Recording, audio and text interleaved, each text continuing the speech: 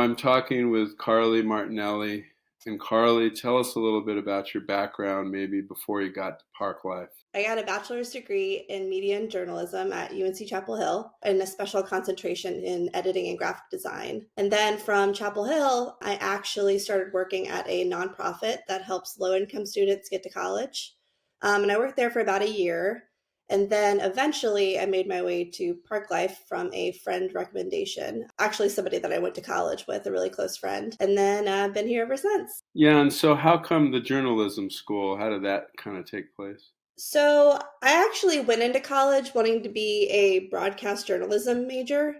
I really wanted to be on the news because I have a little bit of a theater background, and I was trying to think of something that I could merge theater with, as well as, having like a stable job and not having to worry about trying to get parts across the country and all of that. So that got me into the journalism school. And then I ended up taking a video editing course because it was required for the broadcast journalism track. And I totally just fell in love with it. I liked being able to use my creativity and then create something physical out of it and have like a finished product. And then from there, I started exploring more of the editing graphic design track. And then I took more graphic design courses. I got into animation courses from that. I took some color theory classes, media design, and then I just started doing actually some freelance work after college a little bit. And then that translated to my first job at a nonprofit working as the graphic designer on staff. So that multidisciplinary background, talk a little bit about your creative process and how that multidisciplinary background informed that process. So I guess having a journalism background, I look at things a little bit more analytically versus just having a art degree. I think it's interesting that, when we talk about creative process and how we bring that to the table, it's different for every client, right? I mean, it's Mhm. not, I mean, we have a protocol about how we may approach the client, but the creative process is something that's, Yeah, and I think the creative process too, like you said, is it's very different for every client just because every client's different. And, especially coming from an agency standpoint where all of our clients are from different industries usually.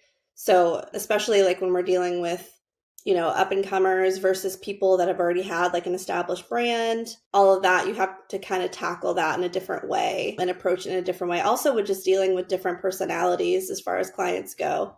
We've definitely had some that are a lot more open to our creative process and kind of hearing what we have to say, our interpretation of their brand, versus others which are a little bit more closed off or a little bit more married to like a previous brand they had, and we kind of have to talk them out of that or talk them into a compromise that we think is a better design choice. it's interesting, what we gather inspirations from and what we appreciate in art, music, culture, crafts. What are some of those things that you've taken from and appreciations you have? So, one of the first things that really drew me to Park Life and to Brian Castle in general is that we have a very similar music culture background, even though I'm obviously like in my late 20s and he's not. But I've definitely been described as more of like an old soul. You can even see some of my records on the background. But I actually love classic rock and I love like alternative scene, like the 90s grunge era. I liked that kind of challenged the status quo as far as the, what were the popular designs at the time. I also always am on the hunt for a new design trend. I'm following a bunch of different Instagram accounts and a bunch of different like social media accounts of up and coming designers.